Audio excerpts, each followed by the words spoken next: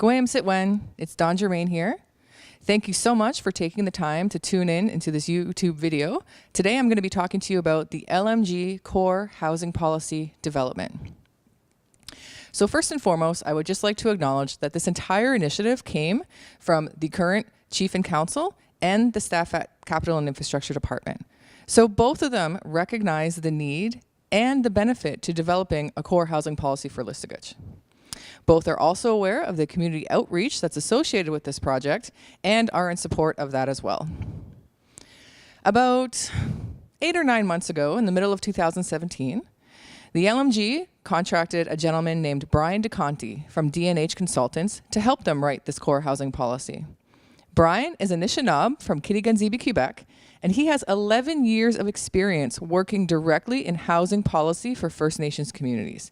He is an expert in writing policies that are effective and creating housing programs that work really well for First Nations people.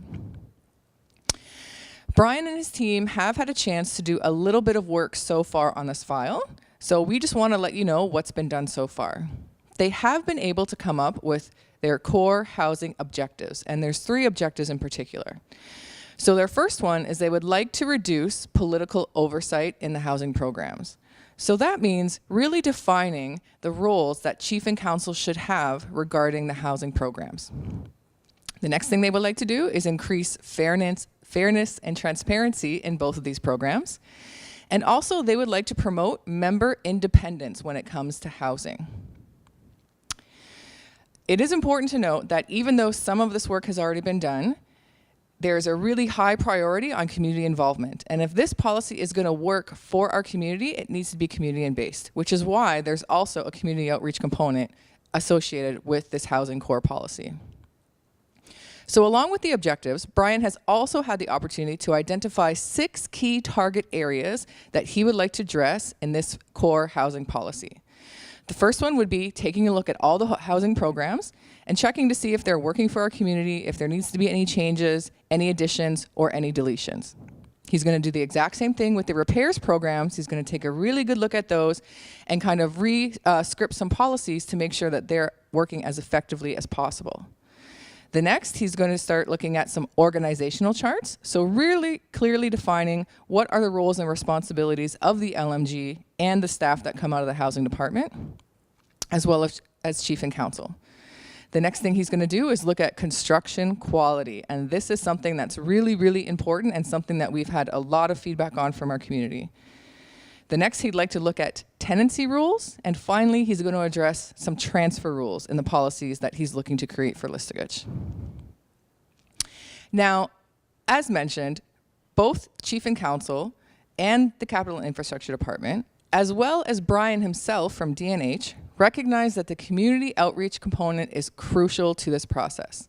So Brian has hired me to go out and speak with as many community members as I can to try to get their insight, their feedback, and record some of their experiences as being a part of the housing programs in Listegutch over the past 30 years. He's going to use some of this information to make sure that his policies are directly going to be able to affect some of the things that have been happening here in Listegutch.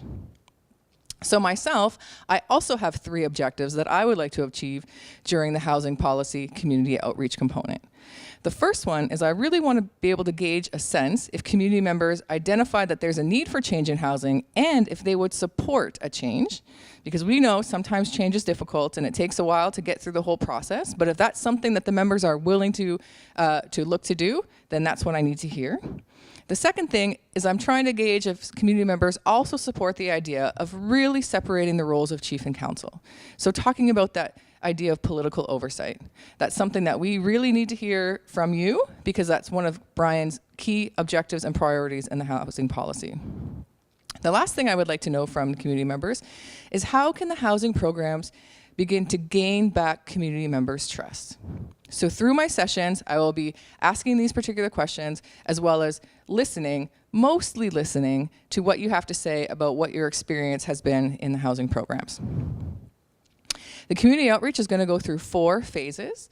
So the first phase has already been completed, and that's the work that Brian and his team has done, right? So talking about the objectives and the target areas. We're currently in phase 2, and that's where I come in. And I've been going out and talking to community members, letting them know what the objectives are, letting them know what the target areas are, and asking for their feedback. Sometime in June, we're hoping to move into phase 3, which would be releasing the results. So I will be hosting a presentation and releasing my results online. So all Listigich community members will have a chance to take a look and see what I've recorded to make sure that, I've heard you correctly and that my interpretation of the information is correct. Once we get through that phase, there'll be a phase 4, and then that's where Brian is going to come back to Listigich himself, and he's going to be able to provide for the community a policy brief. So he'll be able to give you some ideas on what the policy he's writing is going to look like, and have the opportunity for community members to ask him questions directly. So I'm just going to give you a little bit of background information on how housing has been going on in Listigich thus far. Because it's really important to know where we are before we can start to make suggestions on where we need to go. So currently in Listigich, there's 3 housing programs. One is the Section 95. So that's a subsidized program, and it's meant for the lower income brackets of our community. It's a rental program, so if you have a Section 95 apartment, you're paying rent. And there is no opportunity to become a homeowner. So Section 95ers usually do have spend their life being a renter, but they are provided with a safe place to raise their family.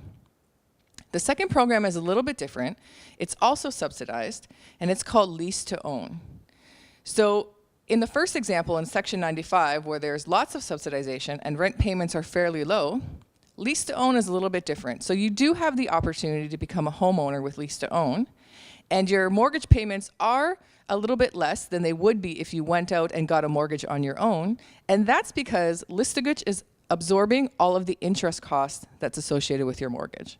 So if you're a lease-to-own owner, you're getting about a $40,000 to $50,000 break because the LMG is absorbing your cost of interest, which means on your monthly payments, you're only paying the principal. So the lease-to-own program is really targeted for our middle-class members, which, to be honest, is most of our Listigich population. It does give you the opportunity to become a homeowner, but you do have some restrictions, meaning most of these homes are offered through some sort of floor plan template, which means you don't have the option of customizing your home exactly the way you would like it, but you are provided with a home that is safe and comfortable for your family. The last housing program, which isn't clearly defined yet, is the Ministerial Loan Guarantee Program. So that provides opportunity for people in Listigich who want to build a house on their own to secure some money from the bank, and the band acts like a co-signer for you. So with the lease to own and the Ministerial Loan Guarantee process, for the entire length of your mortgage, you actually do sign your home and your property, your certificate of possession, over to the band. Then when you're finished paying your mortgage, it goes back into your name. So the bank really needs to have the band involved in this process because they're acting as the co-signer. But the benefits to the ministerial loan is that you get to decide your home within your budget, so you can make any design choices that you want, you can make any sort of aesthetic choices that you want, as long as it's within your pre-identified budget. And you have the flexibility to build whenever you want and to choose whoever you would like to build. So for example, if you want to use Listigich workers, you have the option. If you want to use somebody from a different organization, you have the option. One of the identified downsides to the ministerial loan guarantee is that right now you do need to have your own certificate of possession. So any client who doesn't have access to land currently is not available with the ministerial loan. So that's just an oversight of some of the housing program options that are available in Listigich. Now we're going to talk about some of the repair programs that are currently available in Listigich. So most of you are probably very familiar with what's known as RAP, which is the Residential Rehabilitation Assistance Program. And that's money that comes from the CMHC, which is the Canadian Housing and Mortgage Association. And every year, Listigich has provided money from this organization to focus on repairs that really affect the health and safety of a home. So again, this program is available to all community members, but it mostly targets those lower income brackets who have health and safety issues with their home. So mold eradication, problems with leaky roofs, electrical, plumbing, foundation. If there's any money left over from those programs, then LMG can start looking at other sorts of home issues, but the priority really is to focus on those health and safety issues. The second repair program that's offered in Listuguj comes from Listuguj's own source revenue. So every year, Chief and Council decide how much money they want to take from their own source revenue and put towards repairs.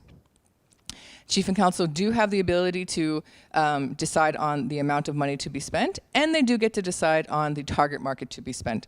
So for example, in the past year, they decided to spend some money specifically for repairs to elders' homes. So if we're thinking about the ways that people live in Listuguj, there's really only 4 ways that that's possible. So you're either part of the social housing program, which would be Section 95, and that means you're a renter. You could be a part of the lease to own program, which means you will eventually become a homeowner, but right now you're making regular monthly mortgage payments to the band. You could also be a private homeowner. So that means you've either finished off paying your lease to own mortgage and now own the home outright. Perhaps you've inherited the home from a loved one or a family member, or you decided to take your independence to that next level and build the home all on your own. The other way you could be living in Listuguj is if you're a private renter, which means you do pay rent, but it's not to the band, it's to another private citizen. So you do have a landlord, and that money goes to the landlord, but it's not associated at all with the band office. The other thing that we need to consider is how important housing is to our community and what kind of impacts it has. So this next slide specifically talks about the human cost to housing. And as you can see, there are a lot of negative factors that can come into play when people aren't provided with safe housing conditions. It stems from social and personal skills, it can affect your education, and it can affect your mental and your physical health. So just take a minute and review some of these items on this chart, just so you get a real sense of how important housing is to our community. The next slide I'd like you to take a look at is this image I have here. I saw it in a newspaper and I thought it really expressed this concept really, really well. And it's the concept of equity and equality. So in this image, you can see the first 3 young ladies are standing on boxes. They all get 1 box, but only one of them is tall enough to see over the fence. So that's equality, right? The idea that every single person is entitled to the exact same thing. And the idea of equality works really well in some cases, for example, human rights or women's rights.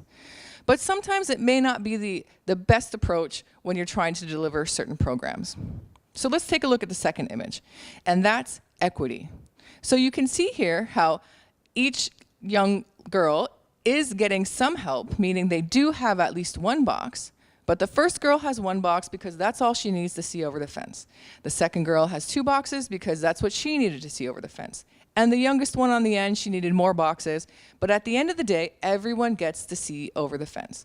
So the idea of equality is providing assistance to all our members, but it's okay if some members need a little bit more help than others because we're all trying to achieve that same standard of living. So you can let me know, take a look at these 2 concepts and come up with your own opinion, but which one do you think would work best for our housing program?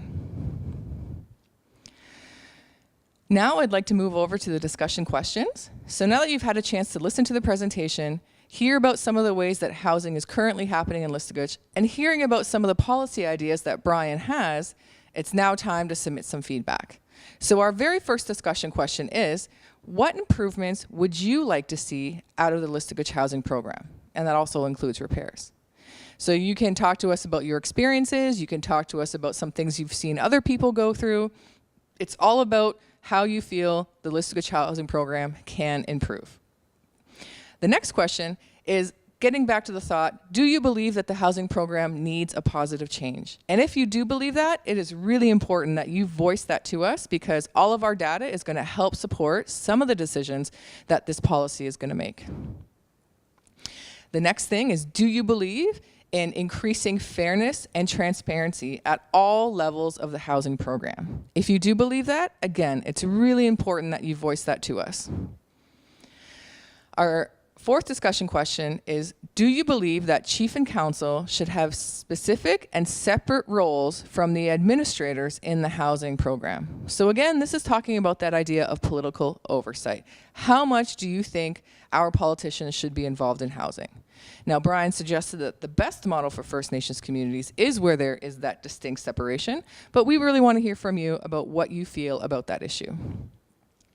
The last question is really important, so I want you to take some time and really think about this answer. I'm particularly interested in learning how the housing program can gain back community member trust. So in your opinion, what changes would the housing program have to make in order for you to start really believing and really supporting that program? Thank you so much for listening to this presentation today. It is going to be on the LMG YouTube page. This last slide has my contact information, so feel free to leave some comments right under this video, or you can contact me directly, Dawn Germain at Facebook. And this email address comes directly to me, so it's housingpolicy@listaguch.ca. If you're interested in hearing more from Brian, or you want to check out his company, his information is listed here below. So you can get him at dnhgroup.ca, or you can email him directly at brian@dnhconsultants.ca. Thank you so much for spending a few minutes with me today, and if you have any questions, please don't hesitate to contact me. Housing is a really important community issue, and I look forward to hearing all of your thoughts and all of your suggestions. Thank you very much. Walalio.